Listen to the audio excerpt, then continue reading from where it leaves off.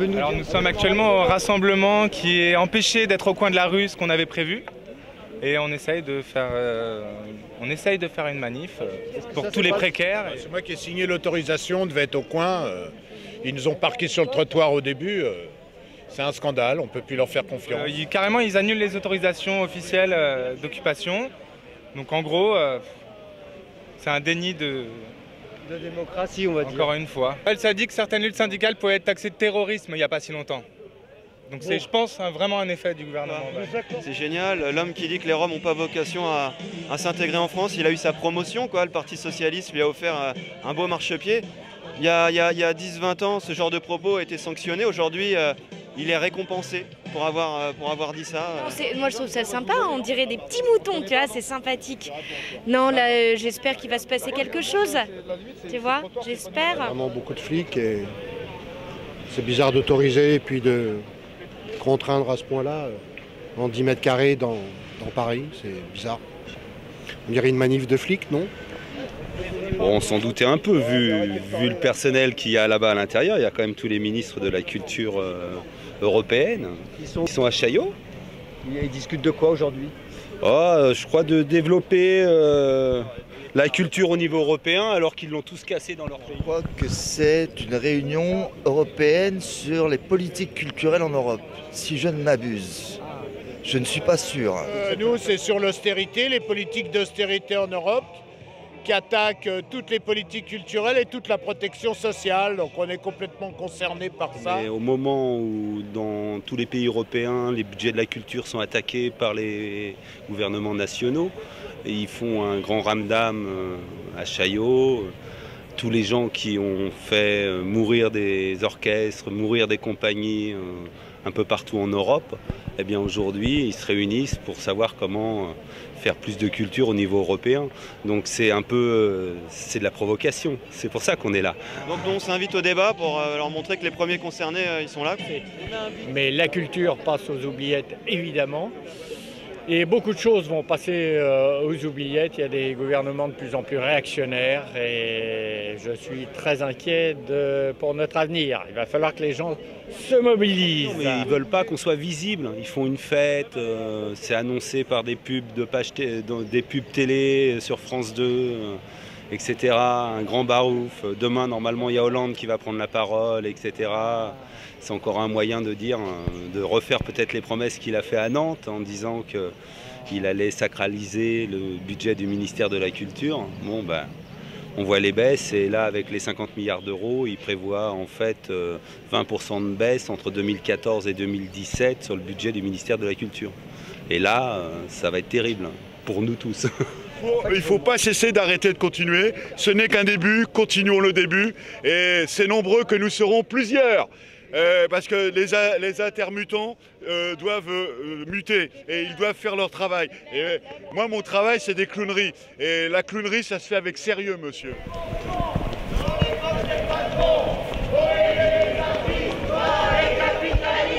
Il y a trop de subventions dans les poches des patrons.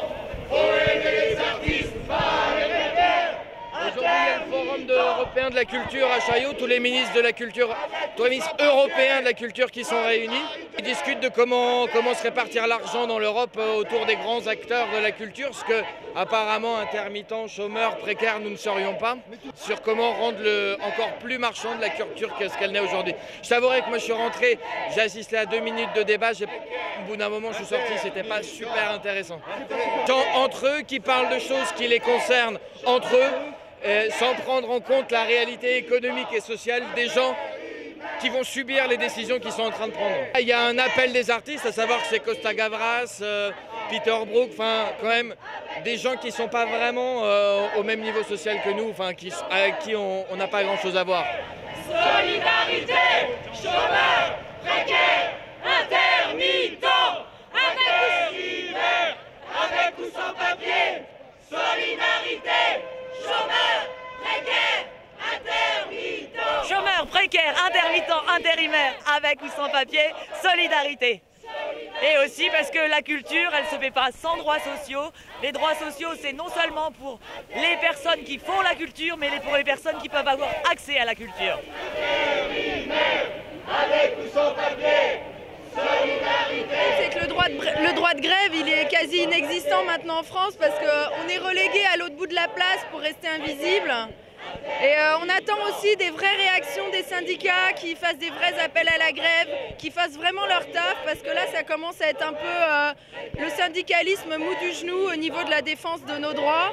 On n'arrête pas de nous dire que l'accord qui a été signé est juste insupportable, inacceptable, inique. Les conditions antidémocratiques de signature ont été dénoncées partout, mais une vraie réaction unitaire et une vraie réaction forte des syndicats, on l'attend.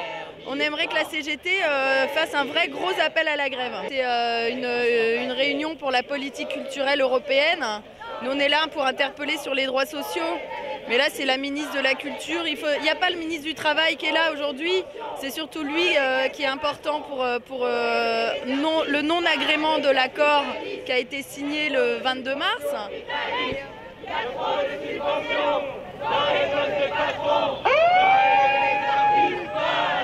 Une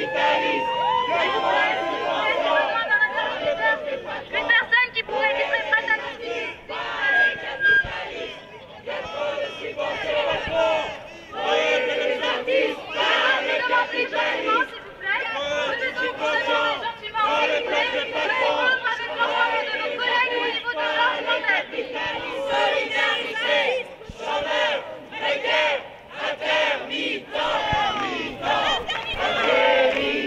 Attention. Avec ou sans papier, solidarité, chômeurs, précaires, intermittents, intérimaires, avec ou sans papier. La culture, elle est pour tous, il faut qu'elle se généralise, c'est comme ça que les gens sortent de leurs conditions.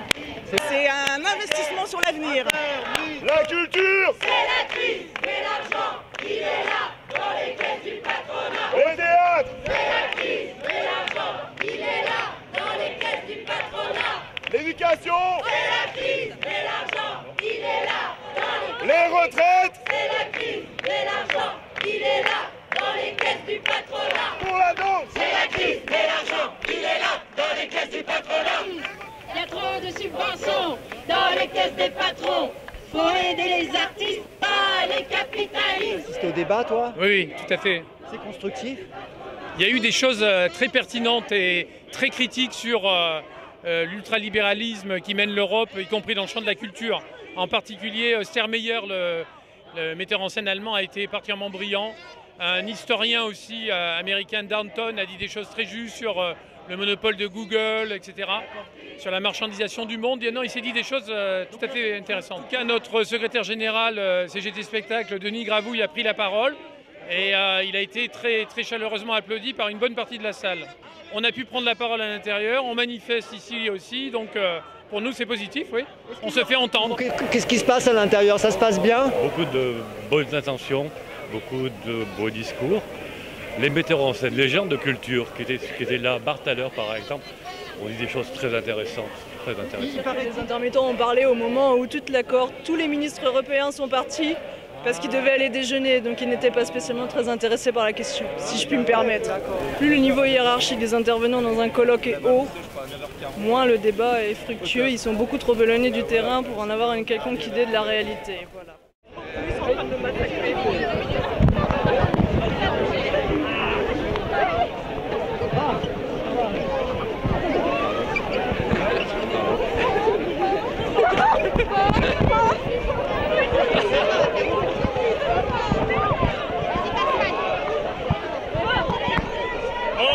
On est sur la place de la République et aujourd'hui c'est une grande bataille de coussins.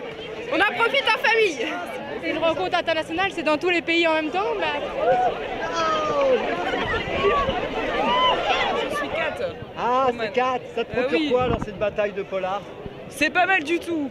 Mais bon, le problème c'est qu'on est censé être en équipe et là, on est un peu réduit. On cherche Captain America. As-tu vu Captain America?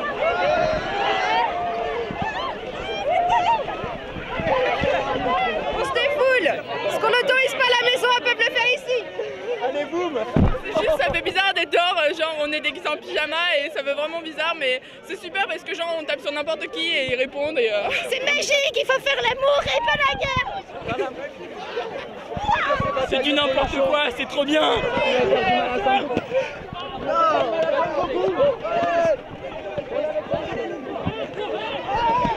Ça me défoule. Et puis ce matin, j'ai pas été faire le sport, alors du coup, ça me fait du bien. Oui, c'est vraiment très agréable de pouvoir lancer sur tout le monde ce qu'on veut. Bah, c'est une espèce d'exutoire, comme ça nous permet de pas faire de conneries ailleurs. Ça libère, ça fait du bien. C'est la première fois que je participe à un flash mob. C'est l'occasion de se venger. En 45 minutes, on se défoule sans être forcément violent. Et ça te rappelle que quand t'étais petite, non? C'est ça. Et en plus, j'ai jamais vraiment fait de bataille de polochon, donc là, c'est plutôt vraiment rêvé. Ça défoule. Franchement, on peut taper tout le monde, c'est génial, c'est dans tous les sens. Tout ça, ce sont tous les polochons qui ont été ouverts, c'est ça? Voilà. Ça fait un sacré paquet de plumes. Oh, c'est encore très peu. Hein. Là, il y en a peu, le vent s'amuse.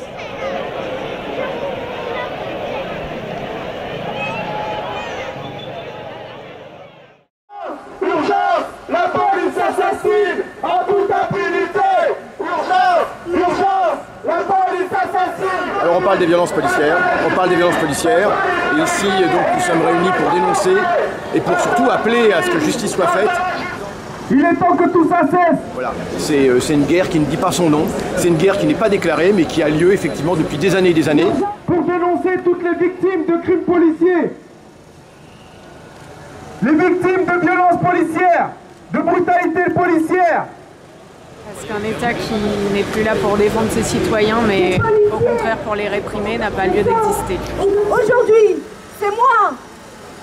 Demain, ça peut être vous. Là, il y a les crimes raciaux, parce que malheureusement c'est un problème de la police. Mais il y a aussi les crimes dans les ZAD, comme les zones à défendre, comme ce qu'on a vu dans Notre-Dame-des-Landes, où des gens sont opprimés, réprimés de manière violente, alors qu'ils ne font pas preuve eux-mêmes de violence. Police partout, justice nulle part déjà. Je me fais souvent contrôler par les flics, je trouve ça chiant. Bon, je me suis jamais fait frapper, mais les délits de faciès, voilà, pour moi c'en est. Délit d'être jeune, délit d'avoir des personnes. Solidarité avec les bouffons et les sans-papiers. Il est plus que jamais actuel ton panneau, je crois qu'il n'est pas périssable même. Le simple fait de dire que les Roms n'ont pas vocation à rester chez eux, ça lui donne le droit d'être nommé Premier ministre, c'est cool. Ils agissent comme le faisait avant Sarkozy, avec une parole raciste qui se libère. Donc voilà, je n'attends rien du tout d'eux, rien du tout. La seule façon qu'on a, c'est de lutter et de se battre brutalement face à ce pouvoir. Et puis là, avec la nomination du premier flic de France comme Premier ministre, on sait à quoi s'attendre maintenant, on est prévenus. La police, disons que si elle tapait un peu moins fort, ça serait sympa quand même. Souvent des blacks et des beurs, il faut reconnaître. Il y a quand même une préférence pour tabasser les blacks et les beurs. C'est tout le temps que c'est pareil, il faut finir avec ça. Ça montre qu'on est dans un état de barbarie totale, où l'être humain n'est pas respecté, donc c'est pas une démocratie tout court. Je suis venue pour vous dire que je suis contre les abus de police, contre le faciès, la violence policière. Je suis américaine, on a les mêmes problèmes aux États-Unis. Donc... Ça fait trop longtemps que ça dure. On en a marre. Je vais vous parler de mon histoire.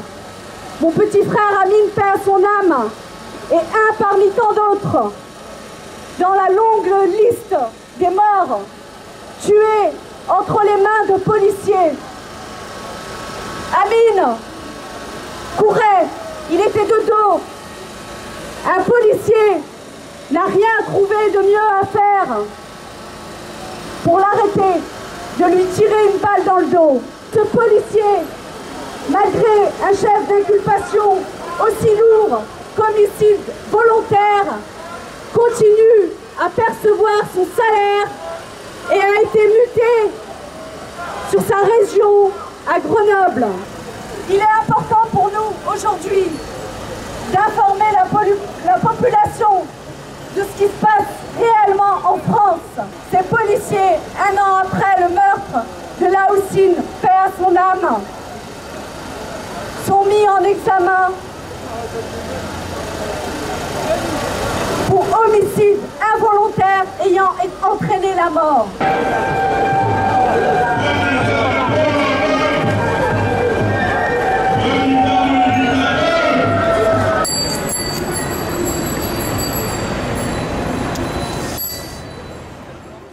Qu'est-ce que veut dire tarabuster?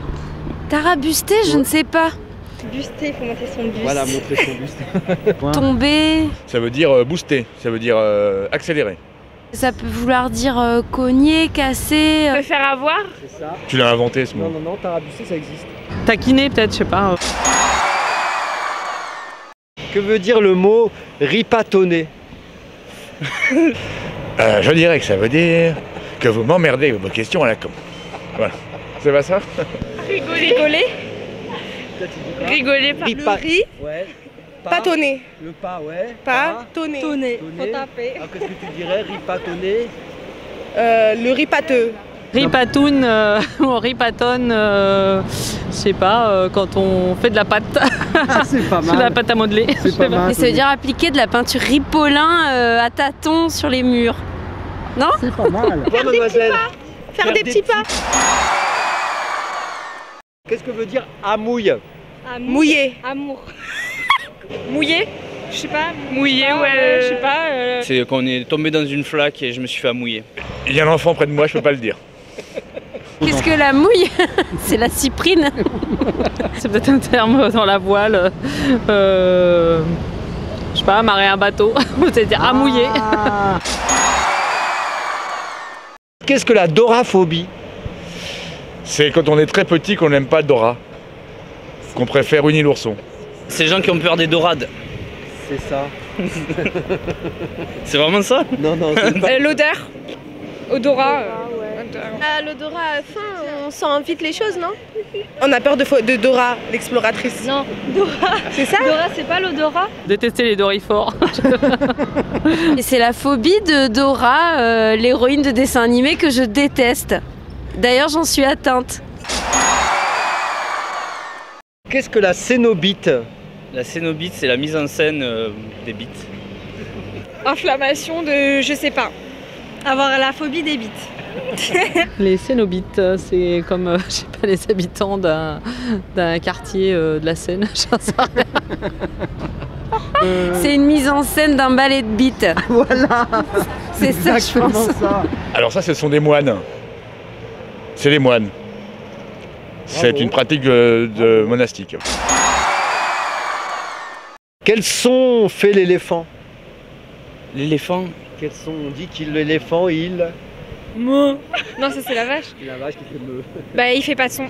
Mais si. Avec sa trompette. Ouais, c'est ça, avec sa trompette. Elle est bonne, elle. Trombotine? Non, je sais pas. Non, Il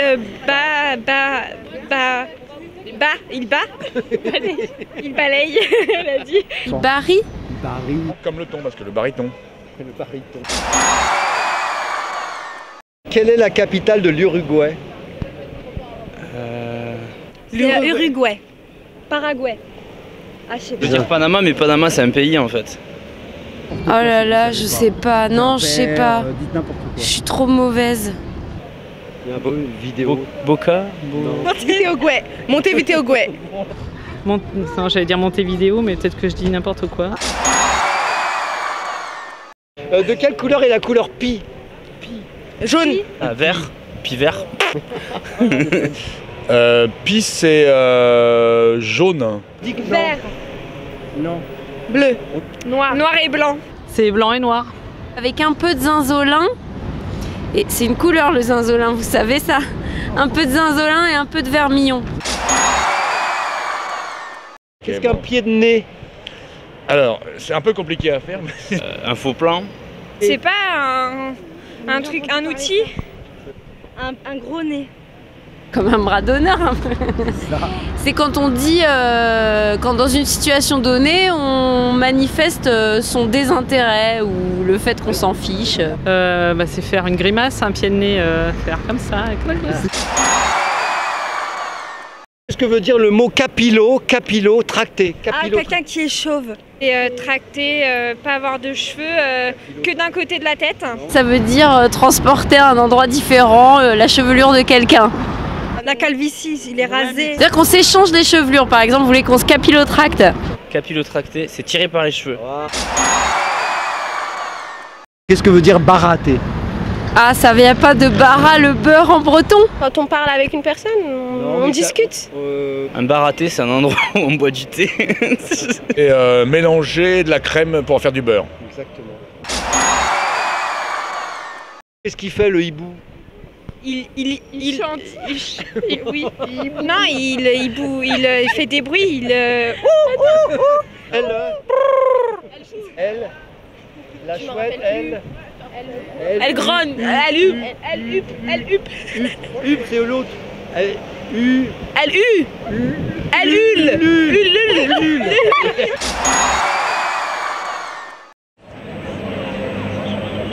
Là, nous sommes au Palais Royal pour une manifestation pour les mal logés. Pourquoi ici? C'est par rapport au gouvernement, le changement du nouveau gouvernement au niveau local et puis même national. Il va falloir que ça change et que les loyers soient moins chers, qu'il y ait plus d'expulsions et que la spéculation soit enrayée. Mais on est devant un endroit qui est le symbole d'une république qui ne marche pas encore.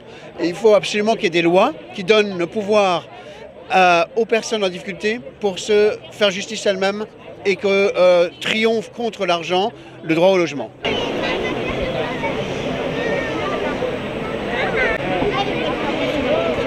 Vous êtes là pour dire quoi, vous, monsieur? Je suis là pour exprimer ma colère face à la question des sans-abri et des non-logés et pour m'opposer aux expulsions. Parce qu'il est inadmissible que des familles entières soient expulsées et se retrouvent sans logement. D'ailleurs, en fin de compte, ça coûte plus à la collectivité et ça cause des dégâts humains très importants. Souvent, des familles, quand elles sont expulsées, eh bien, les juges des enfants leur prennent leurs enfants et les placent. Et ça, c'est un point sur lequel notre association familiale laïque lutte. Donc on va en direction du ministère du Logement, comme on avait fait pour Madame Duflot, et pour lui rappeler que le problème des mal logés, des sans-abri n'est pas réglé dans notre pays malgré les lois. On va lui expliquer le problème et le désarroi de tous ceux aujourd'hui qui ont peur d'être expulsés de leur logement. Il est pris le rendez-vous? D'être mis à la rue et tous ceux qui sont aussi qui payent des loyers chers et qui n'en peuvent plus. De la nécessité de baisser les loyers et puis de s'attaquer au logement cher qui est quand même le fléau principal dans notre pays avec toutes ces conséquences sociales qu'on connaît. Que les hôtels ça coûte cher quand même. C'est ça. Bon, c'est pas une solution durable. Il faut trouver une autre solution. Et la solution, elle est où? Elle est dans la mobilisation du patrimoine public, semi-public et dans la réquisition des biens vacants appartenant à de riches propriétaires. Voilà, un plan d'urgence, 100 000 logements tout de suite. La loi Dallot, on va lui demander si elle va effectivement respecter la loi Dallot et la circulaire qui a été signée par l'ex-ministre de l'Intérieur. Mais en tout cas, on ne lâche pas. On veut logement, on attend logement, on arrête de faire la manif. Mais sinon, on dort ici. Je vis avec mes deux filles dans un logement insalubre. On a dormi dans la rue, on a dormi dans le métro, on a souffert la République, on a tapé de la police. On va continuer. J'espère que cette fois, ça va arriver.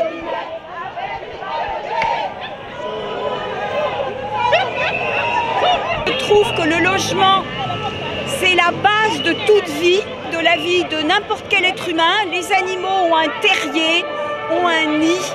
Donc l'être humain a besoin d'avoir un lieu où se poser. Et par ailleurs, quand j'étais très jeune, je me suis retrouvée à un moment à la rue. Et je me suis promis que je n'oublierai jamais. J'ai vécu ça pendant un mois et quelques. C'était en 1967. Donc j'avais 22 ans.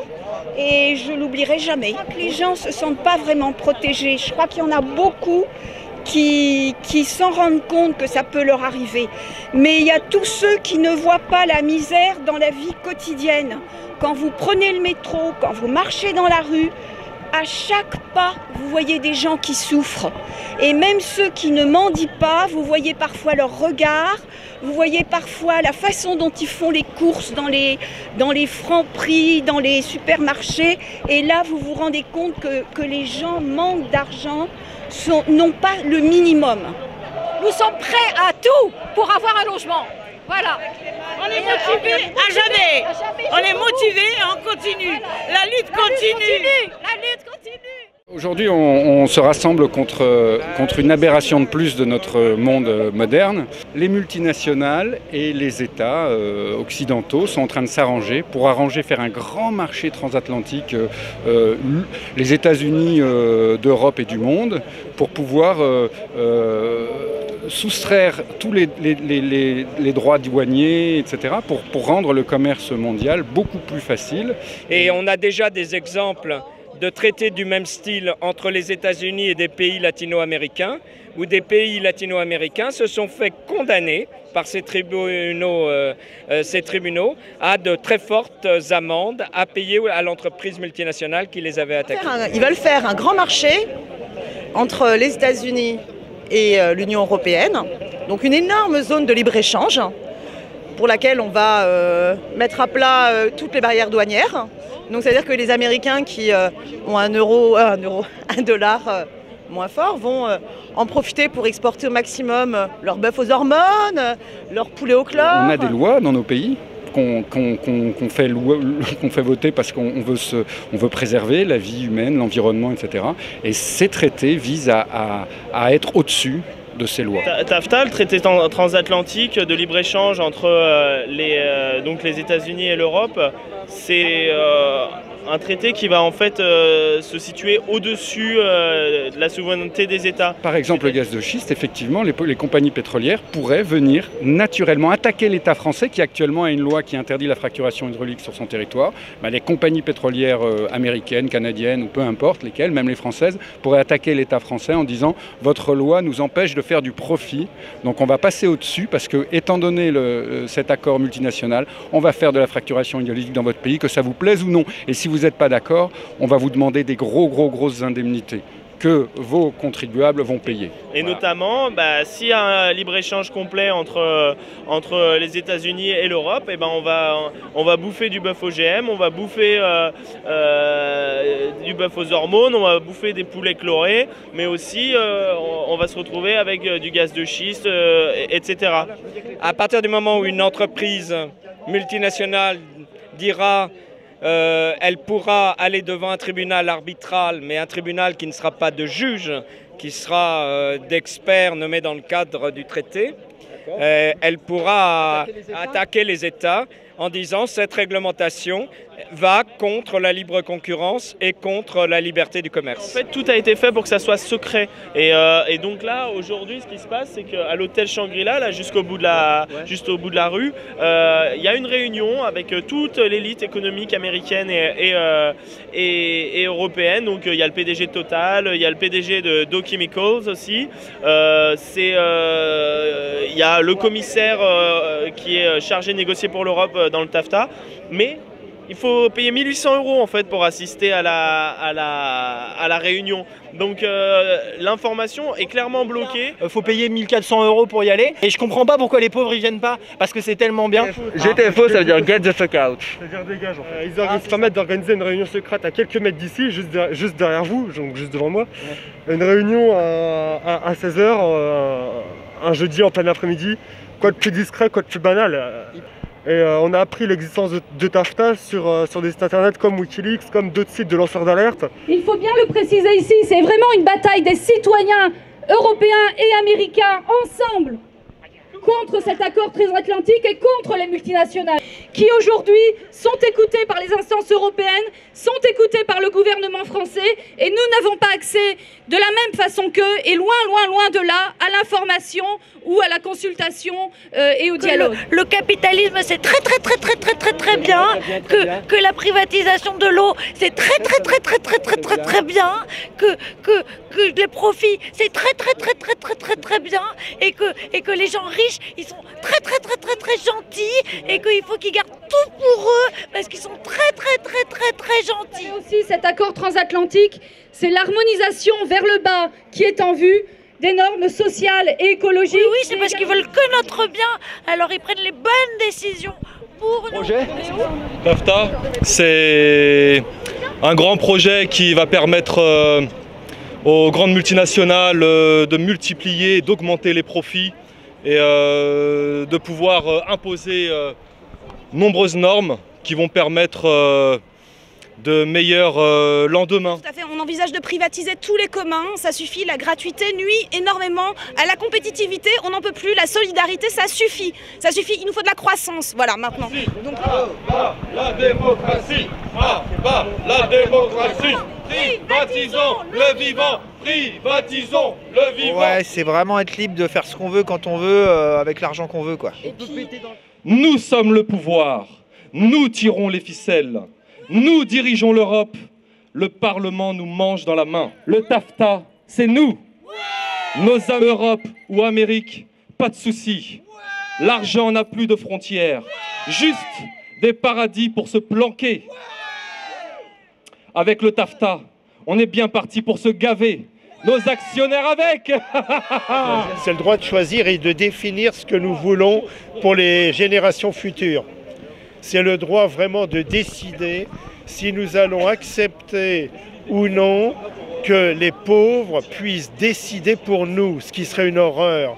Il n'y a rien de pire que la démocratie. Permettre à des populations de décider à la place des politiciens, c'est une horreur. Et vive les lobbies, vive vraiment, je dois dire, non seulement les lobbies, mais vive l'Amérique.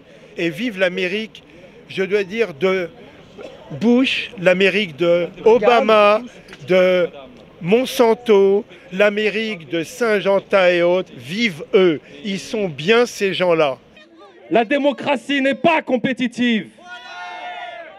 Seule l'oligarchie et les technocrates pourront faire revenir la croissance des profits. Sincèrement, ce traité, c'est une bonne chose. Voilà, et d'ailleurs, c'est pour ça que je suis là aujourd'hui, pour dire oui au traité et oui aux entreprises qui payent de l'argent et qui manigancent avec les politiques. Elles ont raison. Justement, s'enfermer dans la liberté, il n'y a rien de pire, parce que ça permet des décisions aberrantes. Quand on pense qu'il y a un con qui a écrit 1984, dans lequel il allait à l'encontre des multinationales, c'est horrible. Alors que les multinationales, elles font tout pour nous. Ah bah, la démocratie! Et c'est pour ça d'ailleurs que je le dis devant Télébocal, vraiment, c'est bien ce que nous faisons aujourd'hui de défendre le TAFTA. Pour Télébocal, la pute du capital. J'aime bien de passer à l'arrière du camion, mais je suis pas sûr que... Hein, je pense qu'il se débriderait un peu. Ils sont très gentils, c'est pour nous faire des vacances. Alors, faut leur dire merci, merci beaucoup. Merci beaucoup. Distance. Nous sommes le parti de la Troïka, jamais élu. Nous régnons partout et imposons l'austérité. Nous sommes le FMI, la Banque Centrale Européenne, et les représentants de l'appareil technocratique. De même, la liberté des entreprises, surtout à faire du profit et toujours du profit. C'est vachement important parce que le profit, la croissance, ça créera de l'emploi et l'emploi, ça baissera le chômage. Je termine maintenant pour vous dire, nous sommes les faucheurs, nous sommes des résistants. Il faut absolument que vous alliez voir vos députés, vos maires pour interdire les OGM, car les OGM, c'est la liberté qui fout le camp.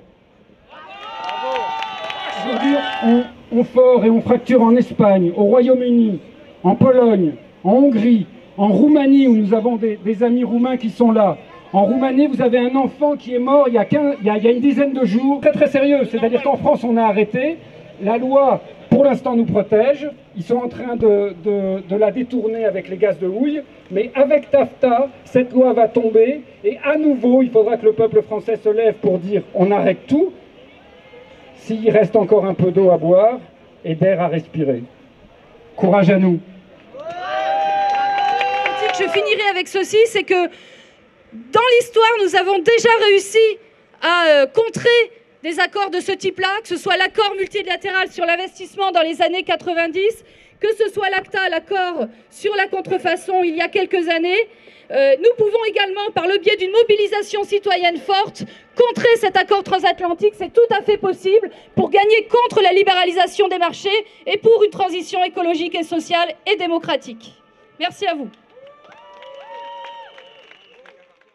Qu'est-ce qui vous fait lever le matin? L'envie de pisser. J'ai des projets tout le temps dans la tête, donc le matin je me lève et je suis content d'attaquer mon projet, de le faire avancer. Ça dépend ce que j'ai fait la veille. Il y a des fois où je suis un peu... Mais à part, en général, je bois pas de vin blanc, donc j'ai pas trop la tête cassée. Il n'y a que ça qui m'embête, le vin blanc. Aller promener mon chien, voilà. Aller promener mon chien, faire des grandes balades, parce qu'elle adore ça. Elle adore ça, avec mon mari, et puis on l'emmène jusqu'à Nation, on fait le demi-tour, et puis voilà. Vraiment, plein de câlins, elle est adorable comme tout. C'est des chiens qui s'en servent. On parle de toi. Elle adore jouer, ça. Elle a 10 ans, mais c'est comme si... elle fait pas son âge. Hein. Ah non, elle est très svelte, hein. Voilà. C'est comme vous. Voilà, exactement. D'être en vie et d'espérer que le monde change. De voir le monde en marche, quoi. De rencontrer des gens, de se parler, d'échanger, de ne pas s'ignorer. Aller voir des expos, voilà. Par exemple, là c'est pour le boulot, mais généralement oui c'est pour aller au centre Pompidou ou ce genre de choses, voilà, me balader, aller au Père-Lachaise ou voilà, me balader. Qu'est-ce qui vous fait vous lever le matin? L'énergie du désespoir. Il y a deux options, soit on se bagarre et on s'en sort, soit on se laisse aller. Et moi j'ai décidé de me bagarrer et de m'en sortir. J'ai un bon boulot, je gagne bien ma vie et je suis à la recherche du bonheur. Et là aujourd'hui, c'est bizarre, je vous rencontre et là je me base plus sur l'énergie du désespoir. Là je suis sur je vis et je vis bien. Qu'est-ce qui vous fait lever le matin? Le soleil. Le café, c'est peut-être un vrai motif de réveil. Le matin, oui, ce qui me lève, c'est peut-être mon érection, c'est ça que vous voulez dire. Ouais. Moi, j'ai ce souvenir-là, quand j'étais plus jeune, de rentrer bourré un peu le matin. Et la nuit, la ville nous appartient. Quand il est 5 heures. Les gens, le matin, sont pas les mêmes que... Si, c'est les mêmes que dans la journée, mais ils sont différents. Il y a plus de fraternité. Ouais. Le monde est à nous, vraiment. Vraiment. Qu'est-ce qui vous fait lever le matin? La lumière. Bonne humeur. Je suis optimiste. Ouais, je suis contente. Ouais, tout va bien. Vous êtes gentil là. Plein de choses, mais pas d'aller au boulot. Hein. J'y vais, parce qu'il fait toujours beau quand on a envie qu'il fasse beau. Genre chez soi, rencontrer du monde, leur parler, discuter. C'est ça qui est agréable. Ça donne du peps, c'est bien. Ça vaut tous les rayons de soleil. Le soleil qui luit, la petite promenade, le vent sur votre museau, des gens qu'on rencontre à aimer, des petits coups de fil à donner, etc. Moi je suis croyante, alors je prie aussi. Et Dieu m'aide à faire mes choix, par ordre de priorité. Vous priez pour? Je prie pour suivre le chemin que je dois suivre. Et puis je prie aussi pour la paix dans le monde. Vous avez quel âge? 81 ans. Ça me fait plaisir de s'occuper de ma maison. Vu mon âge, j'ai 97 ans. Hein. Bon, alors... Hein. Non, je me dis, il faut quand même que je me lève. Hein. C'est Marie-Louise, c'est pas Ginette. Alors Marinette, il faut que Marie-Louise. Marie-Louise, il faut que je me bouge, c'est ça que vous dites? Oui, il faut que je me bouge. Parce que des fois, j'ai du mal à me lever le matin quand même. Hein. C'est ça. C'est tout rouillé. Hein. Bon. Non, mais je bois un petit coup de rouge en mangeant. Hein. Un petit peu de vin. Ça, c'est bien. C'est bon pour les intestins. Qu'est-ce que c'est ça? Moi, j'ai une philosophie, c'est no pain, no gain. Donc, pour moi, la vie, c'est quand même une lutte. Et si je me lève le matin, c'est parce que j'ai des choses à régler aussi avec elle et que j'ai envie de réussir des choses pour des personnes. Et voilà, moi, je suis en formation d'éducateur spécialisé. Et je me lève pour des choses bien précises. Et même si je suis personne pour dire quel est le bon chemin. Moi, je me lève tôt pour avoir des transports vides. Ce qui fait que, voilà, donc voilà, tiens, une motivation, au-delà du boulot, c'est d'avoir des RER vides. Donc me lever un petit peu avant tout le monde, pour ne pas être claustrophobique dans les... Voilà, ça va être ça. Mon arrière-petite-fille qui est adorable. Alors c'est mon bonheur. Ça me fait envie de lever, aller travailler pour donner ça qu'il voulait, quoi. En vrai, c'est mon boulot parce que je suis comédienne et que c'est ma passion et que donc les jours où je vais travailler pour ça, ça me fait me lever le matin. Les jours où je vais travailler pour autre chose, plus alimentaire, j'ai moins envie. Je sais pas, c'est la vie, faut bien se lever pour continuer, quoi. On n'a pas tellement le choix, sinon on reste couché. Le soleil, il est dans mon cœur et j'y vais tous les jours. Laisse se faire plumer maintenant, ça suffit. Le régime grec, on n'en veut pas. Et donc on pense que les politiques d'austérité nous mènent droit dans le mur, dans une impasse sociale, écologique. Donc on est là pour refuser et pour dire à Hollande-Valls que leur petite politique de soumission aux injonctions libérales européennes, à la finance, à la baisse du coût du travail, et bien maintenant ça suffit, on n'en veut pas. Ça nous a semblé important de faire aussi un petit départ du 20e et qui va rejoindre la grande manif, la grande marche contre l'austérité. Moi, je voulais rajouter sur le grand traité transatlantique, non seulement c'est la libre circulation des marchandises, mais aussi des investissements. Tout obstacle à des investissements est prohibé, que ça concerne le social ou l'environnement. Eh bien, il ne doit pas y avoir pour les grandes entreprises des obstacles aux investissements étrangers. Et ça, c'est redoutable tout autant que l'autre. Également est important le fait que l'austérité va entraîner des fermetures d'hôpitaux, de tous les services publics, notamment des centres IVG et des maternités. L'avortement, on peut dire au niveau sociétal, en Europe, l'avortement est en danger puisque a été reçu jeudi après-midi au Parlement européen toutes les familles catholiques d'extrême droite, un lobby très puissant qui a recueilli 1 million de signatures, ce qui fait que les 1 million de signatures leur ont permis d'être reçus au Parlement européen. Cette pétition est pour l'interdiction en Europe du droit à avorter, mais ce n'est pas que ça, c'est également l'autorisation de la reconnaissance du fœtus dès le premier jour. Alors le truc des plans d'austérité, c'est qu'on oublie un peu souvent que c'est la conséquence de ça. C'est que les gens, dans le désespoir, on va dire, et dans la misère, ils se battent les uns contre les autres. C'est-à-dire que la montée du Front National, par exemple, est expliquée en partie par le fait que, on le voit, hein, ceux qui perdent leur boulot, ceux qui galèrent à Pôle emploi pour avoir des droits, ceux qui sont précaires, à un moment donné, ils ne croient plus forcément à la possibilité d'arracher des revendications et donc ils sont un peu plus sensibles au discours du FN. Tout a commencé en disant « je vais renégocier le traité Sarkozy-Merkel ». Et puis il s'est comporté comme un petit Papa Andréou, hein, le chef grec, puisqu'il n'a absolument rien renégocié. Et donc il a fait adopter par la France le TSCG sans aucune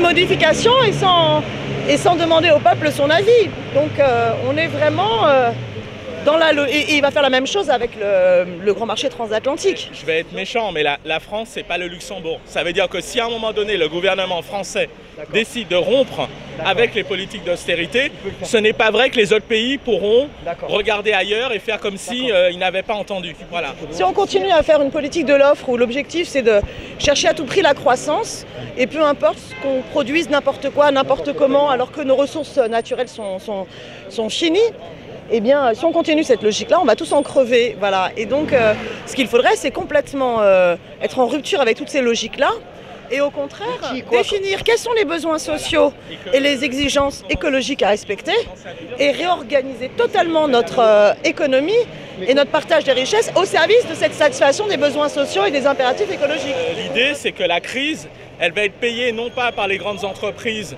et les actionnaires, et les grandes banques qui sont responsables de cette crise, mais par des gens comme nous. Voilà, les salariés, les précaires, les chômeurs.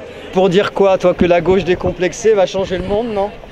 Le monde, je sais pas, mais écoute, on va commencer peut-être en France et en Europe. Ouais. Déjà, on avait un problème et le peuple envoie un message très fort régulièrement, que ce soit par sa droite ou par sa gauche, en disant qu'il faudrait que le politique reprenne le pouvoir sur le financier. Là, par exemple, aujourd'hui à cette manifestation, tu as un courant d'Europe Écologie Les Verts qui y appelle et qui vient, donc c'est important. Donc c'est des gestes forts, tu vois, par exemple le maire du 2e, il pose un geste fort en appelant à cette manifestation. Très bien. Donc on sent que là, il y a des choses qui peuvent se construire. Voilà.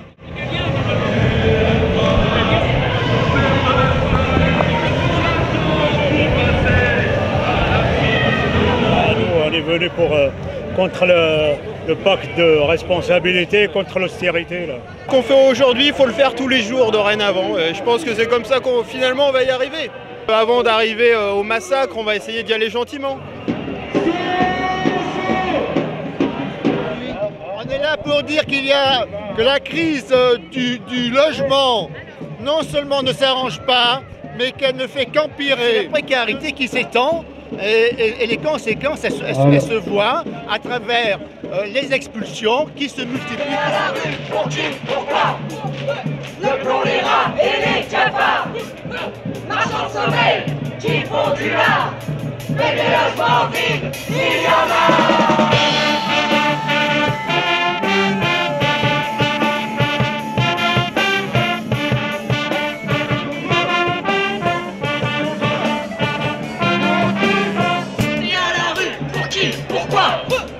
Crédit, facture, misère, huissier, des familles entières expulsées, mais des logements vides, il y en a. T'es à la rue, pour qui, pourquoi?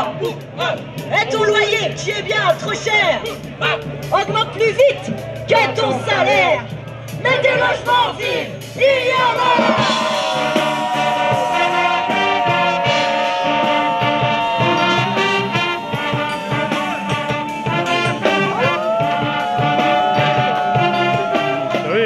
Il y a un décervelage permanent sur les positions qui sont les nôtres par les médias.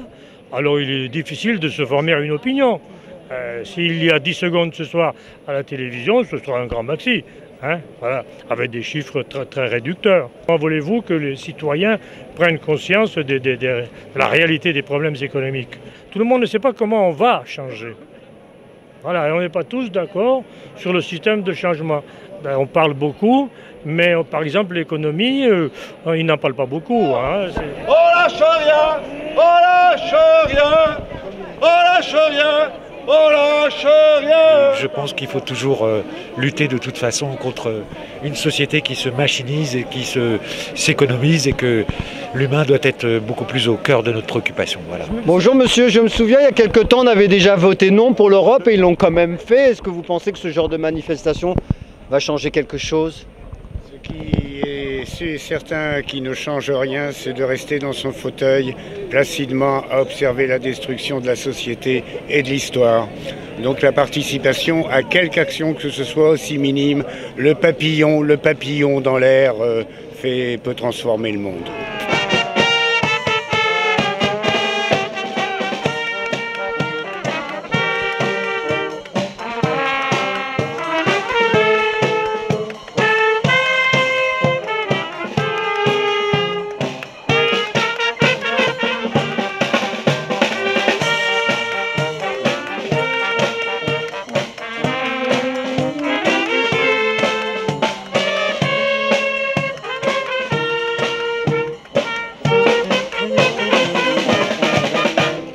Ceux qui vivent, ce sont ceux qui luttent, disait Victor Hugo, et si justement.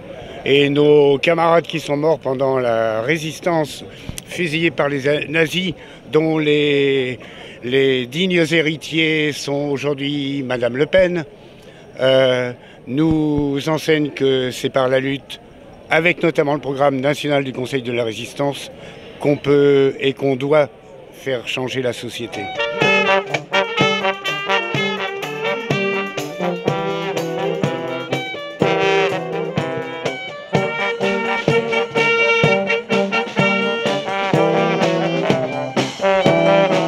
Quand on dit tous pourris, c'est que soi-même on n'est pas pourri. Donc si on n'est pas pourri, agissons. C'est ça qu'il faut changer. Et c'est pourquoi il est indispensable d'arriver à changer les institutions, notamment par l'ouverture de la 6e République et chasser le pouvoir personnel et redonner le pouvoir au peuple véritablement au quotidien. Hey, on va faire payer les riches.